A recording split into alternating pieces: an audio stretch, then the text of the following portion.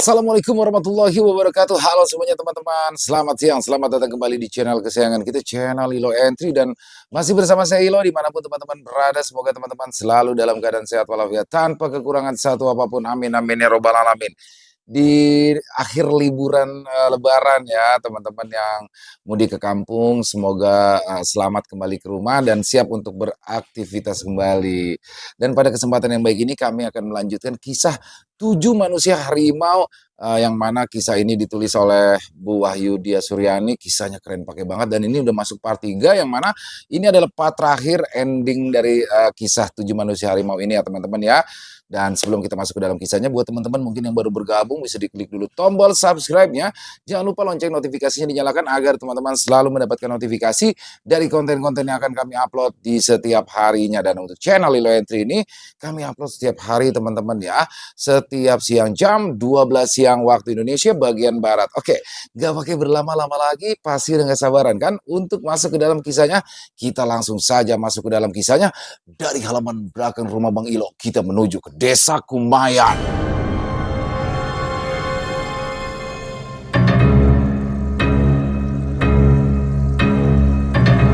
Kisah Pak Guru di Desa Pedalaman, Sumatera. 7 Manusia Harimau Part 3. Diam. Pitaloka dan ketiga temannya melanjutkan perjalanan untuk pulang ke rumah masing-masing. Sampai perempatan arah ke rumahnya, Pitaloka harus berpisah jalan dengan teman-temannya. "Yuk duluan ya," katanya tanpa semangat. Ada rasa cemburu yang bermain-main di relung hatinya melihat guru yang sangat dicintainya itu lebih dekat dengan Narwati. Dengan lesu, dia melanjutkan perjalanan dengan menunduk seorang diri. "Pita, menunggu," kata sebuah suara yang ternyata milik Huragatali. "Boleh ambo mengawini awak pulang? Boleh saya temani kamu pulang?" tanyanya. "Tidak, awak punya tujuan tertentu." "Tidak, kamu mempunyai maksud-maksud tertentu," jawab Pitaloka ketus. "Jangan sombong, mentang-mentang kamu cantik, kata Huragatali tidak putus asa. "Tidak peduli, sebodoh," jawabnya singkat. Percuma, kamu mengharapkan cinta dari Bapak Gumara. Semua orang di sini semua tahu bahwa Pak Gumara lebih suka kepada Harwati. Sebaiknya kamu menjadi pacar saya saja. Ini satu kehormatan untuk kamu, Pita. Banyak gadis-gadis di luar sana yang mengejar-ngejar saya, tapi semua saya tolak," kata Huragatali dengan sombongnya. Pitaloka yang mendengar ucapan dari Huragatali langsung menghentikan langkahnya. Dipandanginya wajah Huragatali dengan marah. Pitaloka meludah. "Saya tidak nio jadi pacar awak. Tidak sudi aku menjadi pacarmu," kata Pitaloka, lalu ia melangkah pergi. Huragatali yang merasa dihina oleh Pitaloka menjadi tersinggung. Dia segera mengambil sapu tangan dari dalam saku bajunya. Dia lalu mengambil ludah Pitaloka, lalu meletakkannya di dalam sapu tangannya. Di malam harinya, Huragatali mendatangi pamannya yang ternyata adalah Kilading Ganda. "Tidak ada malu yang lebih besar daripada penghinaan ini, Datuk," kata Huragatali pergi mengadu. "Karena ludah ini datang dari mulut si Pitaloka, saya meminta agar mulut Pitaloka dirusak, agar dia merasa malu karena mulutnya menjadi buruk," katanya lagi. "Apakah kamu tahu ayah Pitaloka adalah juga seorang inya? Aku tidak bertanggung jawab kalau sampai teluh ini dikembalikan padamu," kata Kilading Ganda. "Saya akan bertanggung jawab, dan mulai sekarang saya bersedia menjadi murid Datuk, asalkan sakit hati saya ini terbalaskan," kata Huragatali. Kilading Ganda lalu tersenyum. Sudah lama dia ingin sekali agar keponakannya itu menjadi muridnya. Akan tetapi Huragatali selalu menolak. Dia lalu mengambil sebuah pepaya muda dari atas meja, kemudian duduk di atas tikar pandan di hadapan Huragatali. Lalu diputar-putarnya pepaya muda itu di atas bara kemenyan yang dibakar. Mulutnya mulai berkomat kamit. Dia lalu mengambil sebuah pisau. "Kalau memang pepaya ini adalah anak si Putih Kelabu, anak si Mayang Saga, anak si Pitung Gaharu, coba kau tunjukkan di mana letak mulut si Pitaloka," kata Kilading Ganda sambil menyuruh Huragatali menunjukkan di mana letak mulut Pitaloka pada buah pepaya itu. Ini, jawab Buraga Tali sambil tangannya menunjuk ke bawah buah pepaya tersebut. Dari mulut ini, keluar ludah penghinaan. Semoga mulut Pitaloka akan seperti ini, kata Kilading Ganda sambil tangannya menyabet-nyabetkan pisau ke bagian bawah buah pepaya muda itu. Getah pepaya muda itu langsung muncrat kemana-mana. Sementara itu, di kediamannya, Pitaloka tampak asyik mengerjakan soal matematika. Tiba-tiba saja dia merasakan sesuatu dengan bibirnya. Pada awalnya hanya sakit seperti digigit semut, tapi lama-kelamaan bibirnya pun menjadi perih, bahkan mengeluarkan darah yang banyak sampai muncrat ke buku-buku pelajarannya. Pitaloka menjerit histeris. Dia segera bangkit dari kursinya, disambarnya jaket dan senternya. Pitaloka terus memegangi mulutnya mengeluarkan darah. Rasa perih yang mendera membuatnya menjerit-jerit. Ayahnya, Ki Putih Kelabu yang tengah duduk di depan rumah panggung mereka, segera bergegas masuk ketika dia mendengar suara jeritan dari Pitaloka. Ada apa, nak? Ada apa? Tanyanya panik saat melihat Pitaloka menjerit-jerit. Diangkatnya wajah Pitaloka, kemudian dilihatnya bibir Pitaloka yang luka dan penuh darah. Kamu diteluk orang, kata ayahnya. Jangan suka curiga, jawab Pitaloka yang langsung menepis tangan ayahnya. Dia lalu menyambar jaketnya dan mengambil senter Pita. Juga tidak lupa membawa sapu tangan untuk menutupi lukanya.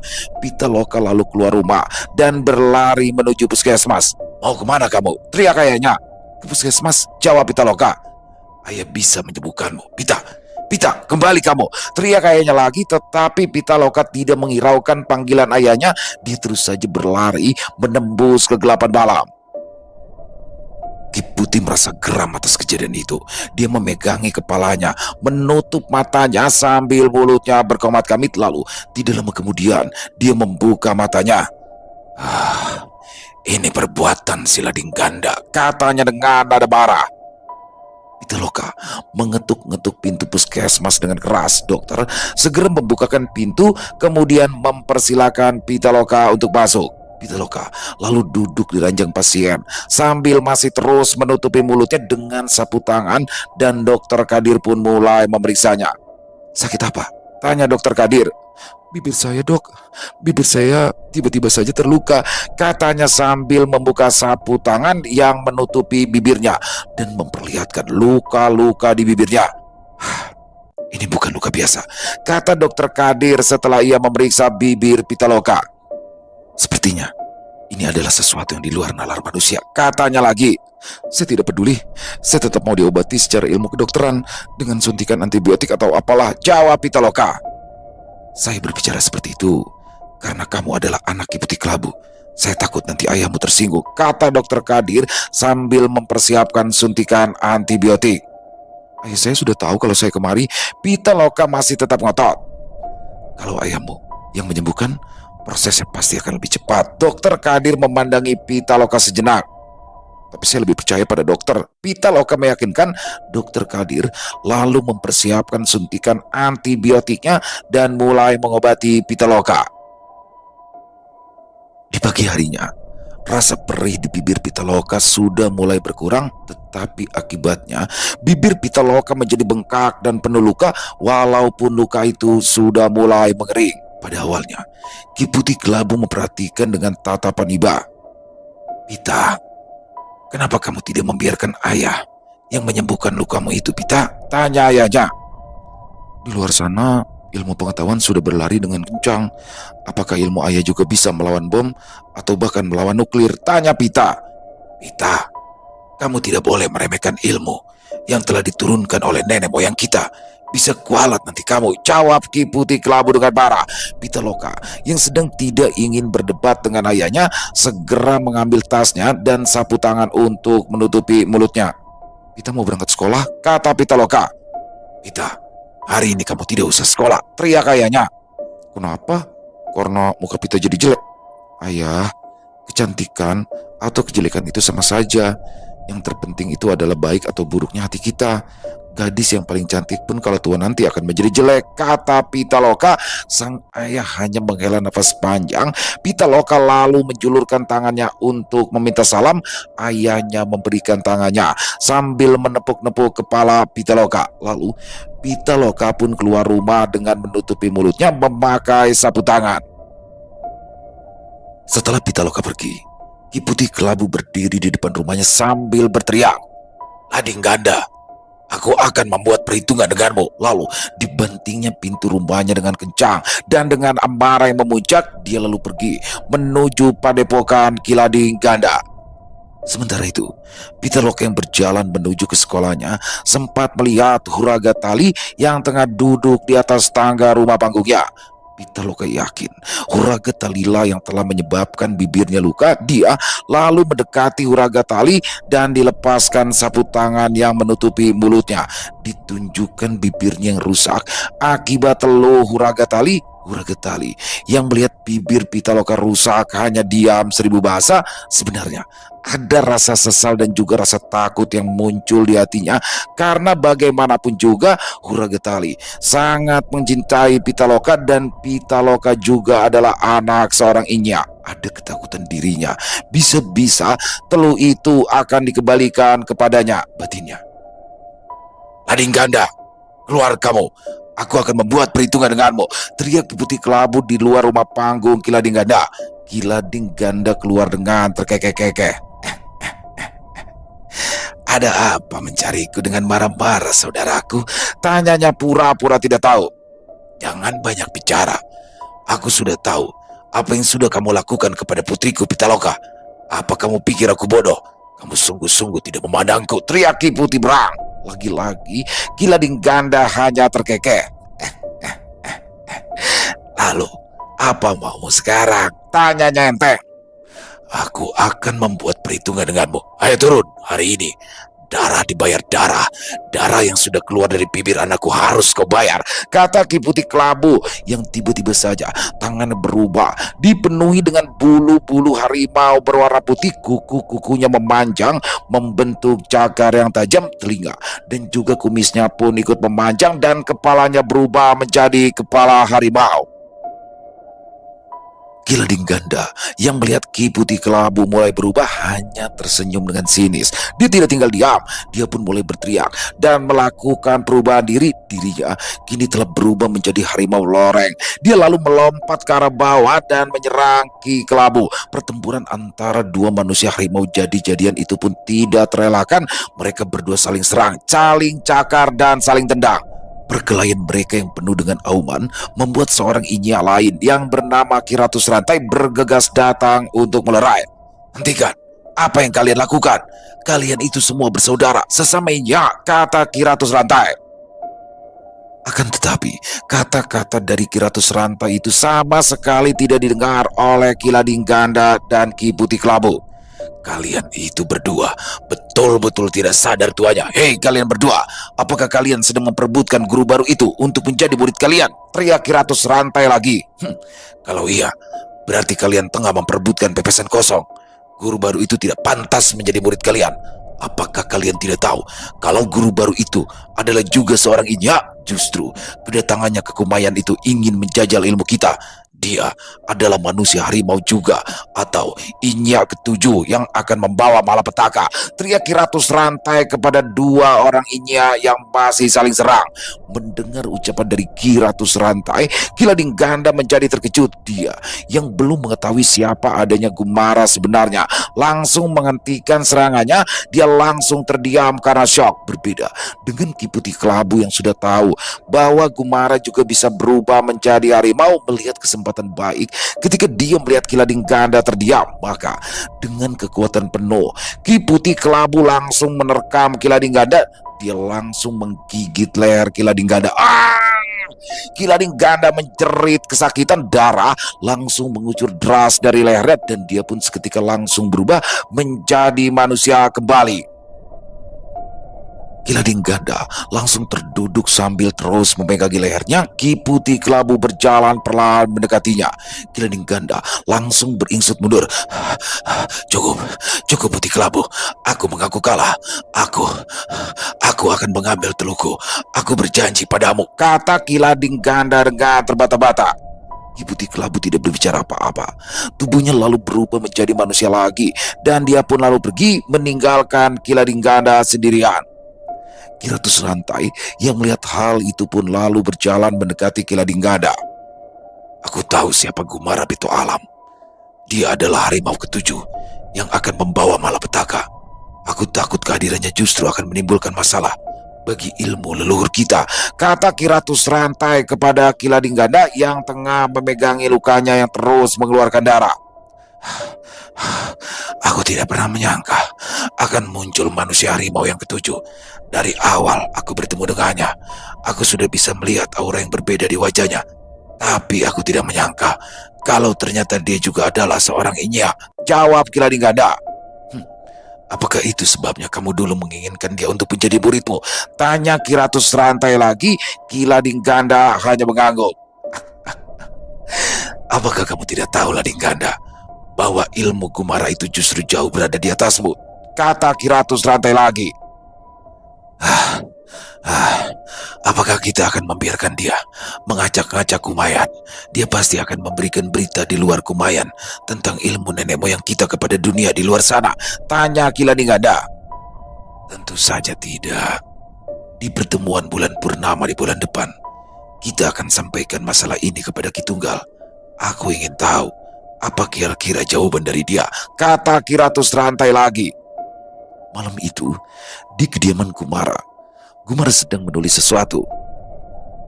Saya masih belum menemukan titik terang untuk mengetahui siapa sebenarnya ayah kandung saya, tulisnya dalam sebuah buku catatan. Akan tetapi, tanpa disadari oleh Gumara, di kediaman Ki Lebay Karat tampak Harwati tengah duduk di depan sebuah tempat kemenyan yang sedang dibakar.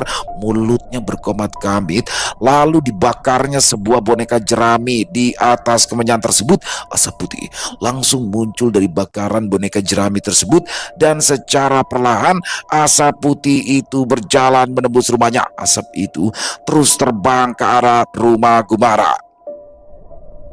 Sesampainya di rumah Gumara, asap itu langsung menembus ke dindingnya dan terhisap oleh Gumara yang sedang duduk menulis. Gumara langsung ambruk ke mejanya dan tidak sadarkan diri.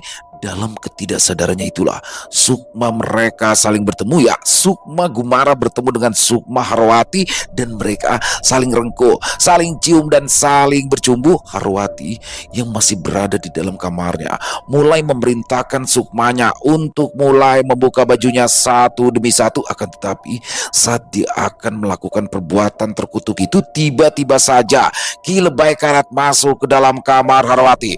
Mulut Ki Lebay Karat berkomat kamit, lalu dia menghentak-hentakan kakinya 3 kali ke tanah. Maka seketika itu juga putuslah asap yang menyambungkan sukma Harwati dengan sukma Gumara. Harwati menjadi terkejut. Buru-buru dibereskannya kemenyan dan juga dupa yang baru saja dipakai untuk ritual pengasihan.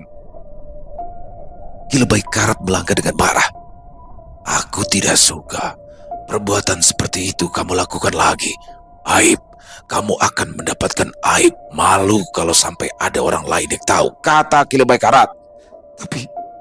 Tapi saya mencintai Kak Gumara. Tidak, potong Ki Lebay cepat. Aku tidak akan memperbolehkan.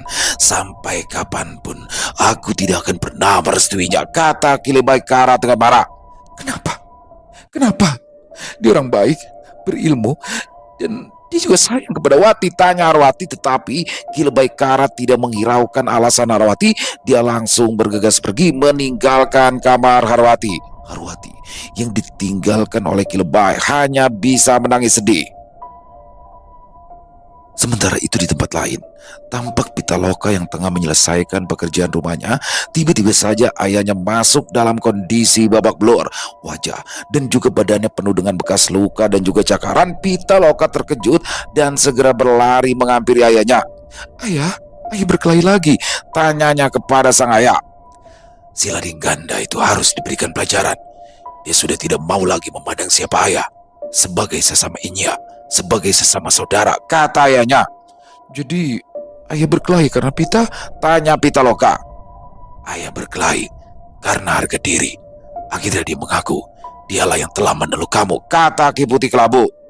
Itu yang Pita tidak suka. Dan masalah ini pasti akan berkelanjutan, kata Pitaloka sambil mulai mengobati luka ayahnya. Tapi tenang saja, luka itu besok pagi akan sembuh dengan sendirinya, kata ayahnya lagi. Mudah-mudahan saja sembuh, tapi karena berkat antibiotik, katanya ngotot. Tiba-tiba saja Pitaloka dan ayahnya terkejut karena pintu depan rumah mereka seperti dilempari oleh batu. Pitaloka penasaran.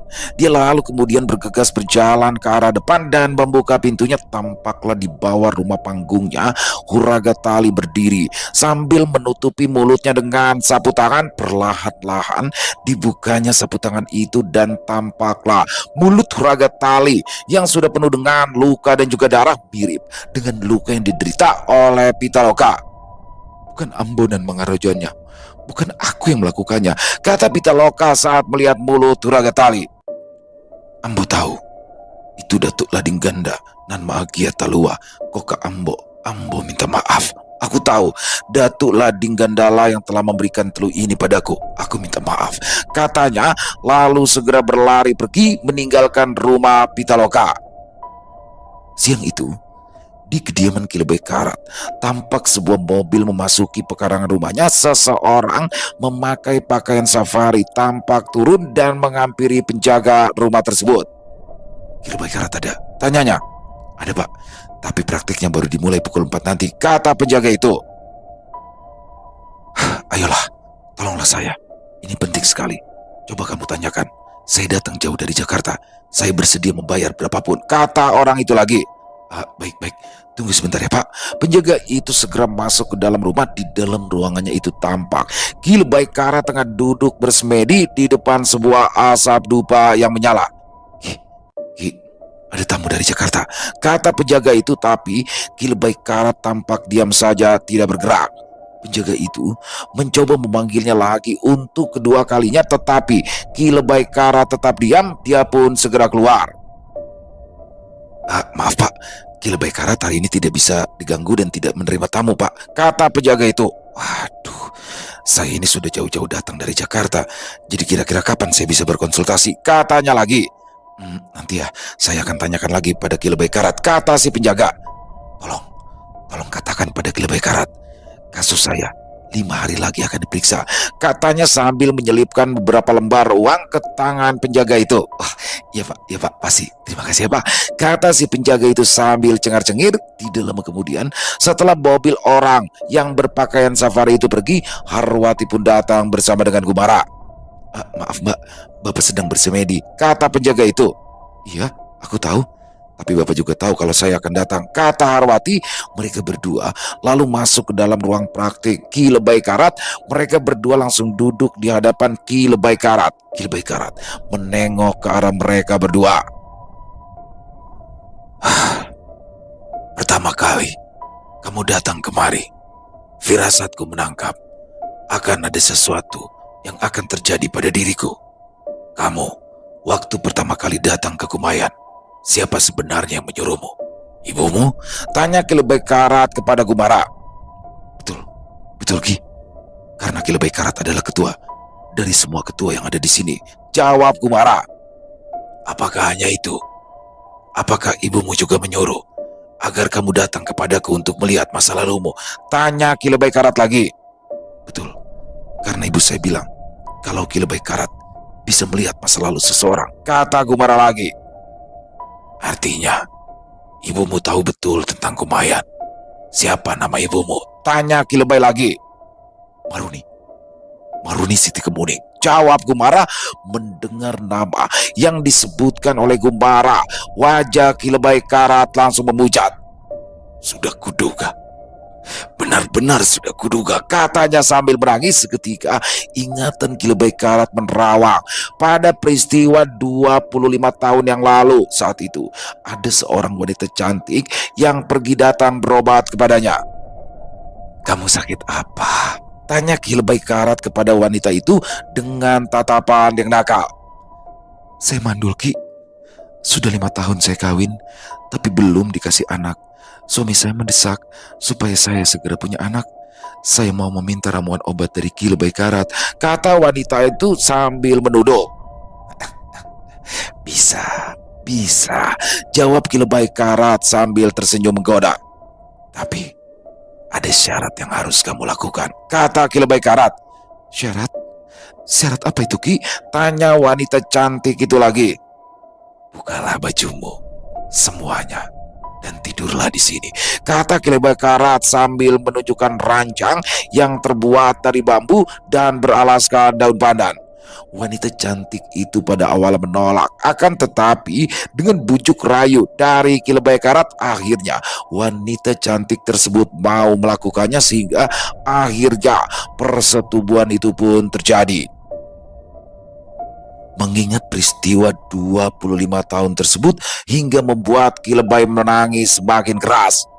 Ayah, sebenarnya Kak Gumara sengaja datang ke sini karena mau melamar saya, kata Harwati, tetapi Ki Lebay Karat tidak menjawab.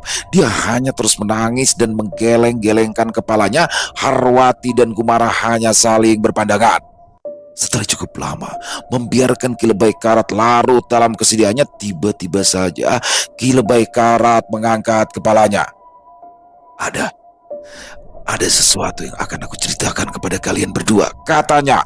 Lalu mulailah Ki Lebay Karat bercerita tentang peristiwa yang pernah dialaminya 25 tahun yang lalu. Pada mulanya, aku sama sekali tidak berniat cabul kepada ibumu. Tapi terus terang, saat pandangan pertama, ternyata kami berdua sudah sama-sama jatuh cinta. Dan aku sama sekali tidak tahu siapa suaminya. Kami sama-sama tidak bisa menolak keinginan itu. Aku tahu itu adalah perbuatan yang nista. Tapi kami berdua sama-sama tidak kuasa untuk menolaknya. Gumara dan Harwati saling terdiam dalam pikiran masing-masing. Ki Lebay Karat lalu berdiri mengambil sirinya. Setiap kali Maruni datang berobat, perbuatan aib yang sama-sama kita mau itu selalu saja berulang.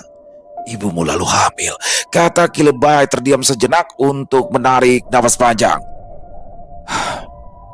Dan sejak saat itu, aku tidak pernah bertemu lagi dengan ibumu.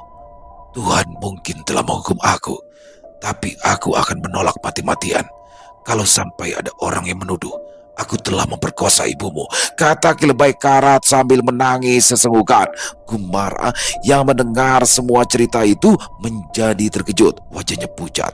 Dia lalu berdiri kemudian berjalan mendekati Ki Lebay Karat. Jadi kamulah orang yang aku cari selama ini. Ayah, panggil Gumara sambil menangis. Badannya jatuh memeluk kaki Ki Lebay Karat. Anakku, kata Ki Lebay Karat sambil tangannya mengelus-ngelus kepala Gumara. Anakku, itulah sebabnya aku tidak akan pernah merestui pernikahan kalian. Kita akan dikutuk Tuhan kalau sampai kita melanggar kaidah-kaidah kehidupan.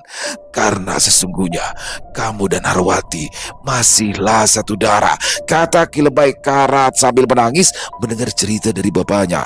Harwati segera pergi meninggalkan mereka berdua. Hatinya hancur karena orang yang dicintai olehnya ternyata adalah kakaknya sendiri. Malam bulan purnama penuh di desa Kumayan adalah malam keramat bagi para inya, karena pada malam itulah semua inya di desa itu berkumpul.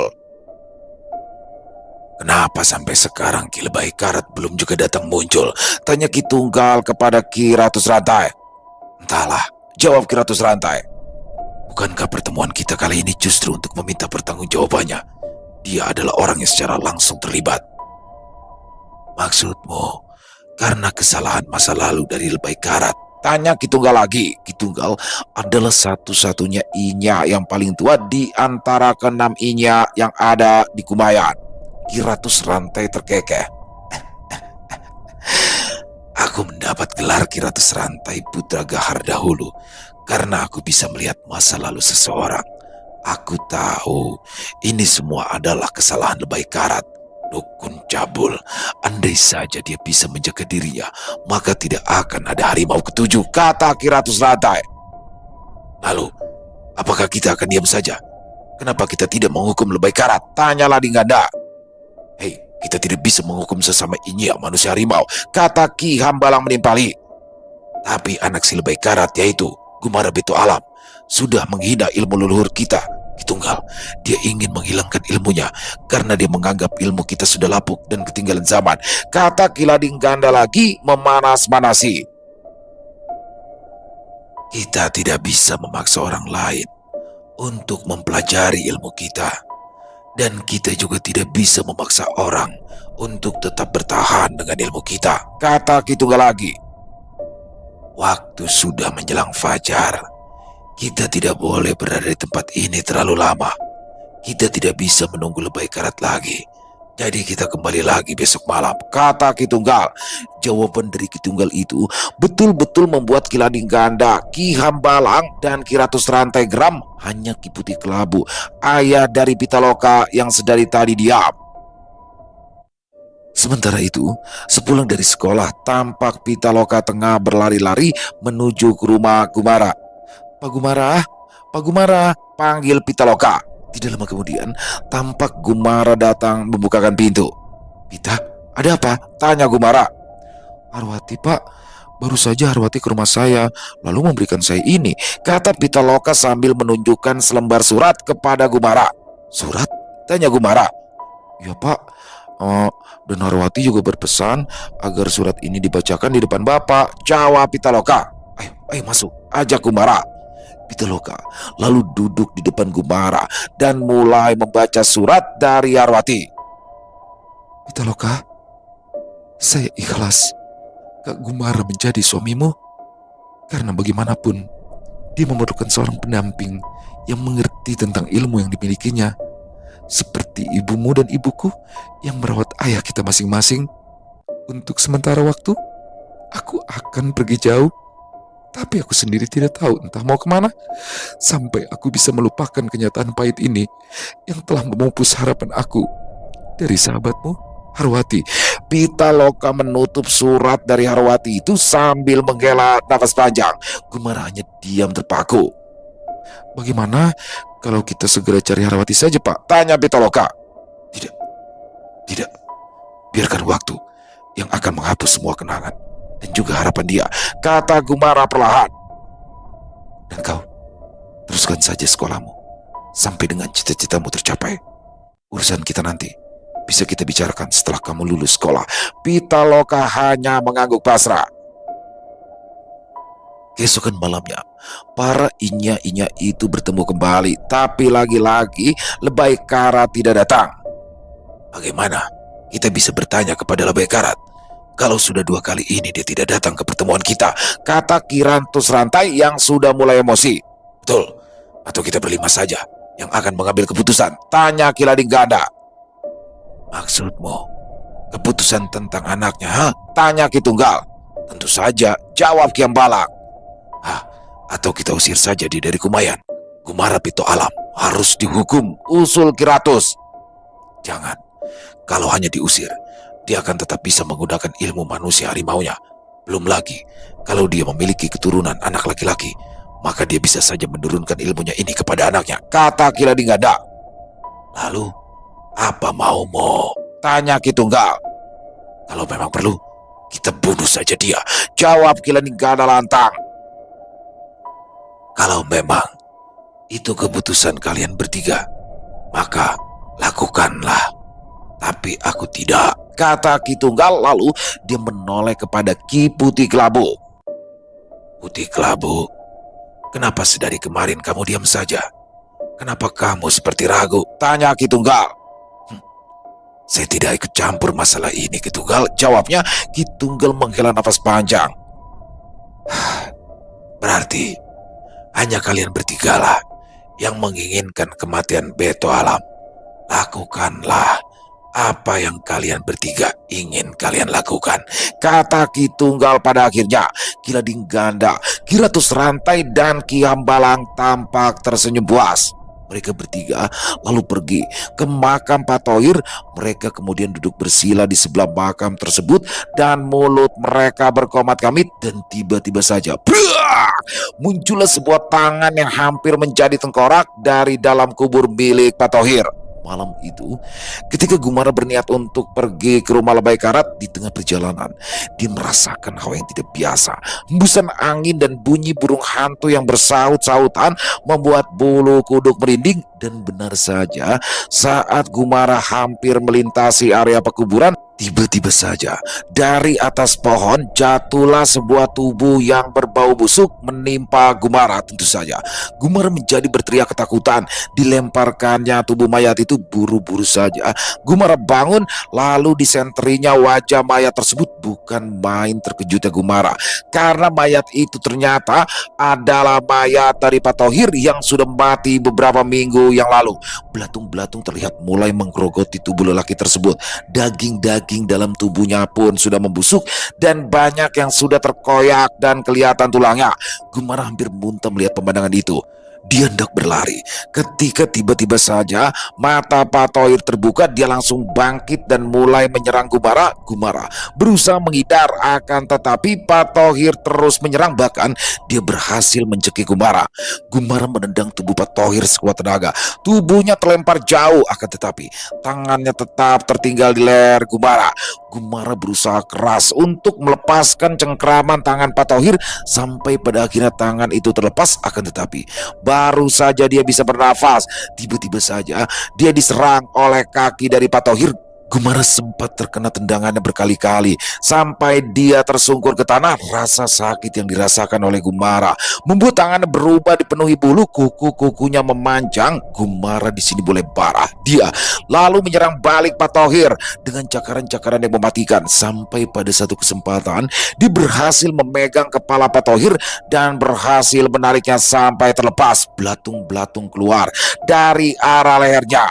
Gumara yang telah berubah menjadi harimau sempurna lalu menyerang tubuh Pak Thohir dan mengoyak-ngoyaknya menjadi serpihan, dan tiba-tiba saja tubuh itu meledak. Ledakan dari tubuh Pak Thohir membuat ketiga inya yang sedang mengerjai Gumara menjadi ikut terbental. Kurang ajar, teriak Kilading Ganda. Ayo kita habisi dia sama-sama, teriaknya lagi. Mereka bertiga langsung berlari menuju ke arah Gumara.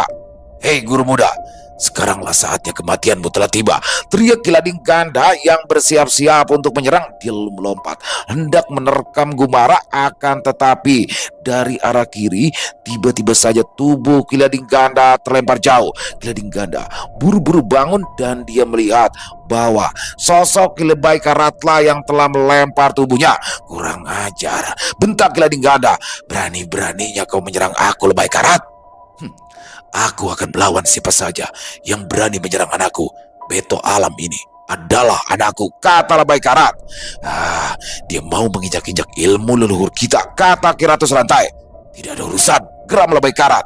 Ketiga inya tersebut langsung bersiap-siap untuk menyerang Lebay Karat. Hentikan! Tiba-tiba terdengar suara dari Ki Tunggal. Ini yang paling saya takutkan.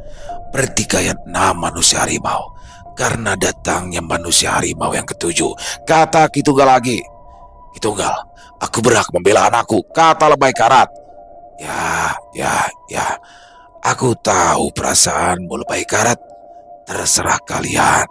Kalau menghendaki semua ilmu harimau akan musnah dari muka bumi, bertikailah sampai mati, kata Ki Tunggal.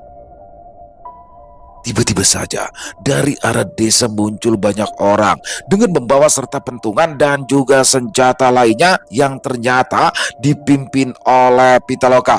Itu dia, kata mereka sambil menunjuk-nunjuk ke arah Gumara.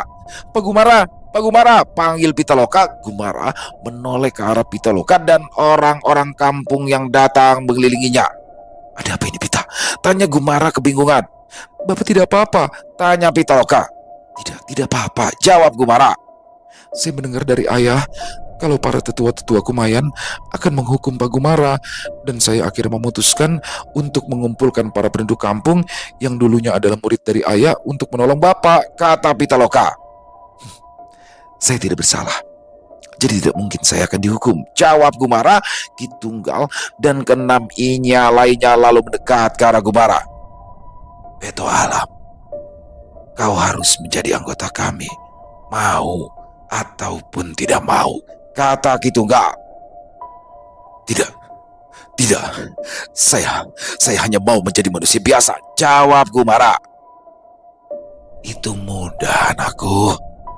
Tinggal kau tidak usah menggunakan ilmu itu. Ilmu harimau tidak akan pernah bisa menghilang. Bahkan kelak itu bisa menurun kepada anakmu. Kalau anakmu kelak adalah seorang laki-laki, itu semua sudah menjadi takdirmu, dan kau tidak akan pernah bisa menolak kenyataan itu, kata Lebay Karat menambahkan. Gumara memandang sedih satu persatu para inya lalu kepada orang kampung. Dia merasakan semua apa yang telah dia lakukan ternyata sia-sia. Dia lalu berjalan sambil menangis. Pupus sudah semua harapannya untuk menghilangkan kutukan ilmu manusia harimau ini. Rasa dendam, rasa benci dan juga rasa marah kini menjadi satu, dan dia pun lalu berteriak. Lalu Gumara, Beto Alam, berubah menjadi manusia harimau secara sempurna. Selesai. Wow, luar biasa kisah 7 manusia harimau akhirnya ending juga ya. Keren pakai banget nih kisahnya, dan banyak teman-teman yang bilang ini dari kisah 7 manusia harimau yang sudah pernah difilmkan atau disinetronkan. Benar teman-teman ya.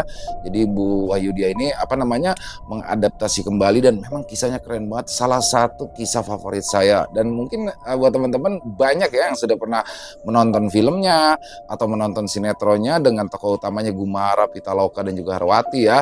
Dan bahkan sudah ada teman-teman juga yang pasti sudah pernah baca bukunya ya. Overall kisahnya keren pakai banget. Bagaimana di sini seorang Gumara Beto Alam yang mana dia ternyata adalah anak daripada Ki Lebay Karat. Waduh, ini benar-benar plot twist ya di endingnya teman-teman ya, nggak bisa mengira. Dan bagaimana Harwati di sini tidak bisa bersatu dengan Gumara karena dia ternyata adalah adik kakak. Waduh, dan asli keren pakai banget ya. Terima kasih Bu Wahyudia sudah menuliskannya kembali untuk kita, dan semoga teman-teman semua para pecinta penikmat horor misteri terhibur dengan kisah barusan 3 part ya teman-teman ya. Dan buat teman-teman yang suka dengan videonya bisa diklik tombol like-nya, tombol jempolnya, boleh juga dong dibantu ya di share link videonya ini ke teman-teman yang lain agar juga ikut merasa terhibur. Buat yang punya komentar lain, yang punya pendapat lain tentang kisah barusan, bisa menuliskannya di dalam kolom komentar ataupun hanya sekedar saling menyapa, silakan. Insya Allah kami akan membalasnya satu persatu. Dan sekali lagi buat teman-teman mungkin yang belum subscribe ya, bisa diklik dulu tombol subscribe-nya. Jangan lupa lonceng notifikasinya dinyalakan agar teman-teman selalu mendapatkan notifikasi dari konten-konten yang akan kami upload di setiap harinya. Dan kami juga ingin mengucapkan terima kasih ya kepada seluruh teman-teman yang sudah selalu setia hadir, yang sudah selalu mendukung kami. Karena teman-teman kami selalu bersemangat berkarya di setiap harinya. Di akhir kata saya Ilo mengucapkan permohonan maaf apabila mungkin dalam pembawaan kisahnya barusan ada kata-kata saya yang salah ataupun ada kata-kata saya mungkin yang kurang berkenan di hati teman-teman semua. Saya mohon dibukakan pintu maaf yang seluas-luasnya. Sampai berjumpa lagi di konten-konten kami selanjutnya, masih bersama saya Ilo di channel Ilo Entry. Salam sehat sukses selalu untuk kita semua. Wassalamualaikum warahmatullahi wabarakatuh.